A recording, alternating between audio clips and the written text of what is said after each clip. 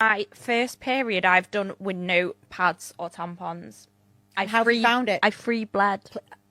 I wore period knickers for my whole period and a free bled. And honestly, I was reading stuff on TikTok about free bleeding, and it's true. The first day was horrific, like where you were laughing and like squirts out, But then my body started getting used to it. And every time I went to the toilet, it would come out. Yeah. 10 out of 10 recommend free bleeding. So what is free bleeding? Well, let's talk about it and we can cover some of the pros and cons.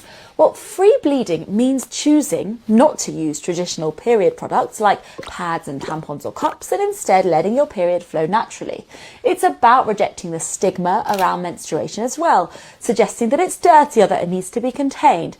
And it's also about avoiding some of the chemicals and preservatives that are contained in some of those non-reusable products. Free bleeding can work well for some people, especially if you have lighter days or if you're mainly based at home. But let's be real, there are some downsides. So depending on what you are using to absorb the blood, like sheets or towels, you might actually end up feeling wet because that blood isn't absorbed as well and taken away from the body.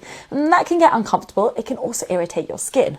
And stagnant period blood can also have a bit of a prominent smell. It's not necessarily a problem, it's all natural, but some people might prefer to avoid this. These issues related to the wet feeling and smell could be avoided by using a good quality, breathable, absorbent period underwear, which you would also need to change frequently if that's the only form of period protection that you're using. I am all for making periods more sustainable and more comfortable, and if you like the idea of ditching those old school products, this is definitely something that you can try.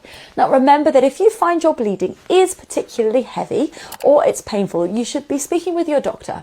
Free bleeding might make these issues more noticeable because you can actually see the amount of blood that you're losing. So let me know if this is something that you wanted to try.